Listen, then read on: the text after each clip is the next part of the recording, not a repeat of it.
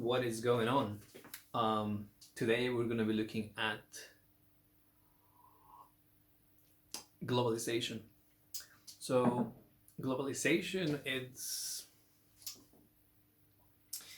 is the integration of businesses, cultures from around the world, sharing technology resources. The Office for Economic Cooperation and Development defines it as the networking, as the interdependence between countries that are sharing, that are mutually benefiting from international trade, from sharing their culture, their society, their industry. Now, when we think of globalization, we see it all around us. Where our things are made. Your phone. You might be watching this on your phone. Where was it made? And it probably was assembled in China, but some of the raw materials came from the Democratic Republic of Congo, where they have this cobalt, and I think there's something else, some other material that is quite key to make the power, the batteries. Cobalt, and we have the design was probably from the United States. The screen was made in Japan, microprocessors from Japan. So, and a lot of these sort of go backwards and forwards from different countries, from parts of the world, and eventually ends up in your hand. And that's kind of that's one of the benefits of globalization. So, so globalization? The effect of globalization. If you can think about globalization, about this bowling ball, the effect of it is that there's a faster movement of goods, and services throughout the globe, and it has an impact. Now we have these multinationals, right? They call it the McDonaldization, the Coca-ization, basically multinational companies that have bases in different countries all over the world. We have these international brands as well, brands that are recognized wherever you go. And there's some benefits to it. It has brought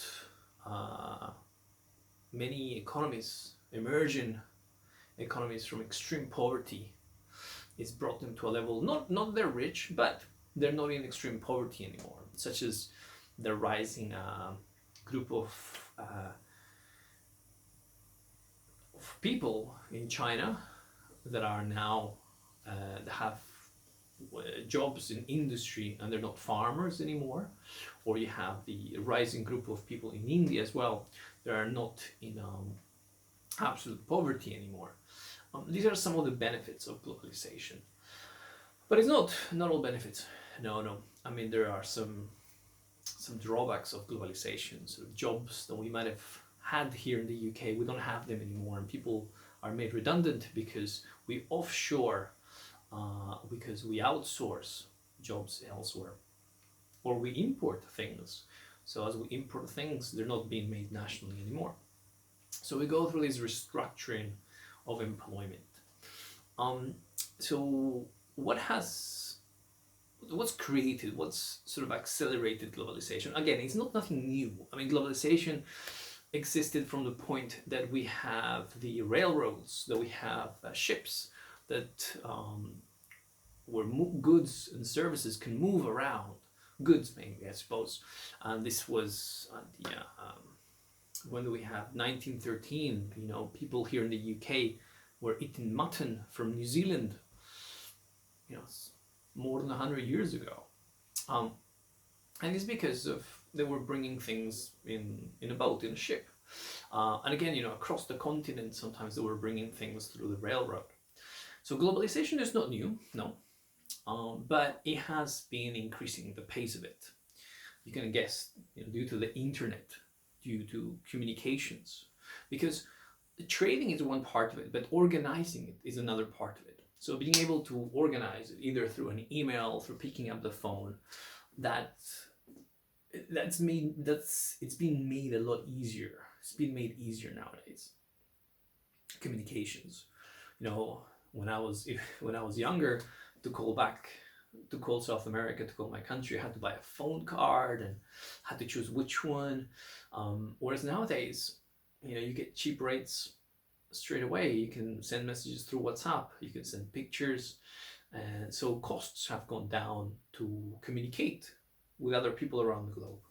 And again, this helps with international trade and with globalization. So some key things are communication. That's definitely one of them. Another one, which again I think it's been taken a little bit for granted, is freights. You know, boxes, basically. So even up until the 1950s, it was took a lot of labor, and it was very difficult to organize to bring things from one country to another through a boat. Because things were just stacked all over the place. It was very hard to keep an inventory to see what was in the boat, where was it. But then we had the introduction of freights. So they're like trailers. You know, when you're driving a truck, you can see it has a trailer.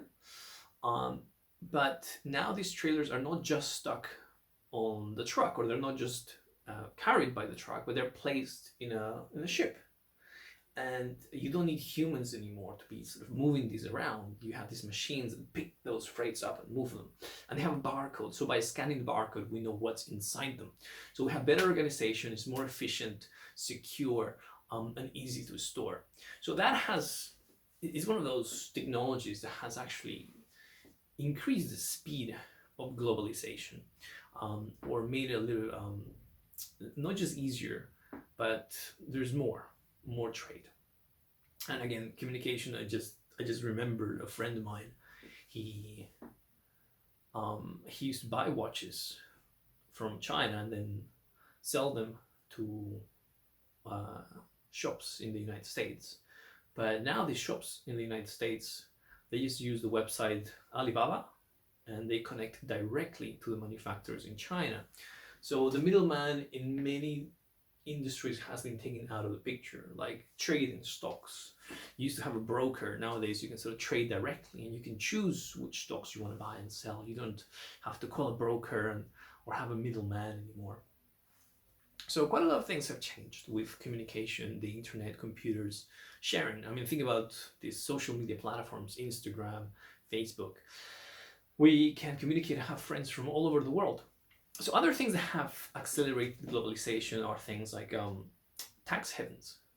So rather than having my company based here in the UK and paying 20%, I could have my company based in Dubai and just have a subsidiary here. So therefore I wouldn't pay taxes, or my taxes will be very low because I'm based elsewhere. We have tax havens like the Cayman Islands, I think Switzerland at some point. So again, this has helped with globalization and companies moving abroad. We have what else? We have tariffs, quotas. They've been sort of going down with time, and this has allowed for more trade. Also, the ability that countries can both benefit from trade, even if you don't have an absolute advantage. Even just by having a comparative advantage, a country can benefit from trade. So hence we have developing emerging countries focusing on these elastic products like food and clothing, and we have sort of developed countries focusing on cars and technology, and therefore by trading they both are able to consume and produce overall more. It's again, it comes at a cost, but it has increased the production from both, and we see hence the rise of China and India by them by having this comparative advantage. You can see many things are being made in China nowadays.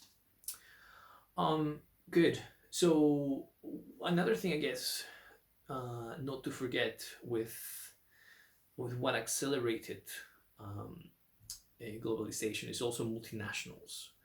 So multinationals, not to be confused with international companies. So multinationals are companies that have a base in different countries, whereas international companies are the ones that trade globally. So they will trade their products and sell them in different countries. Multinationals will have a base in different countries where they might benefit from, let's say, take the iPhone, having a base in Japan having a base in the US, having a base in France, having a base in China, it helps them because they can sell the product there and not just sell it, but part of the product could be made there because they benefit from the industrialization or the benefits of cheap labor in China where they can assemble the product. They benefit from the technology from Japan to make the microprocessors, the screens. They have a base in Singapore where they make the power packs for the iPhones. They have a base in France as well, where they resell the products and they're able to enter the European Union and trade in the European Union by having a base there. And again, one in California, where they benefit from the design and market research. So this is one of the benefits of multinationals, having a base all over in different countries. The chocolate industry, we have having a base in like most of the cocoa beans come from Ghana and the Ivory Coast. And then they're sold like 4 key buyers who process them and then process this chocolate, and they send it all over the world, where it then gets changed into those chocolate bars that you then see on the shops. Most of those chocolate bars are made from the same cocoa beans that are taken or grown in Ivory Coast and Ghana. So yeah, those are some of the things that have, again, helped with globalization, benefiting from having a base in different countries and exploiting or taking what their advantage is, either cheap labor, technology, access to a particular market, and so forth. So key advantages, well, globalization brings foreign investment, foreign direct investment. So in South America, where I'm from, in Peru, we have mining companies from the US, and they bring a lot of foreign investment, which helps develop certain cities where those mines are. And hence, as the money trickles down, people have more disposable income. So that's one thing that is a benefit from globalization, from multinationals. We have benefits of technology, have access to technology as they bring in and create a base. Then we might have access to technology. We might get better wages, better levels of education in some instances, training. They train the local workforce, and then hence they're more capable. They're capable to do other things that they weren't before. So that's some of the benefits. The downside of it is that a particular country might get exploited, especially emerging economies. So look at Ghana or Ivory Coast. So the chocolate market is a $4 billion market per year. Yet the farmers only get paid $200 a year on average, which is very little. So they're not really benefiting from globalization. Are they better off? Yes, they're better off, but still they're not, the roads, they don't have paved roads, there's very poor education, the trucks they use to transport these cocoa beans, they break down often, there's exploitation and to a certain degree slavery of children, which are, instead of being in schools, they're forced to be working in the fields. So globalization does come with its problems, where it doesn't really benefit a country that much. If anything, it gets exploited. Also, globalization sometimes blinds our eyes as a consumer from the costs to society. So the cost to society of having a chocolate, we don't know about these children being exploited. We don't know about the working conditions. We might not know about the deforestation and so forth. We just enjoy our chocolate. So we might not take into account the social costs of either buying it or of producing the product, t-shirts, clothes, etc. It doesn't mean that we should stop buying those, I guess. Knowing that it causes harm, it just means that we care, that we're humans. But also understanding that, let's say Bangladesh, right? If they wouldn't make these t-shirts, then they'll be worse off. They wouldn't have jobs. And even though they get paid like 30 cents an hour, that is better than what they had before.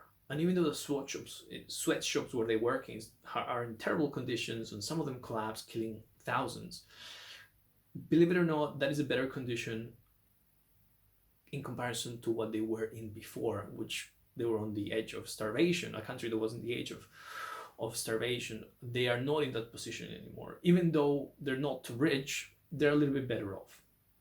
So it's morally, yes, it feels bad when you understand and see what is happening to certain the supply chain of some of the products that you're buying, and how some get exploited along the way. But at the same time, there are some benefits in comparison to the conditions they had before.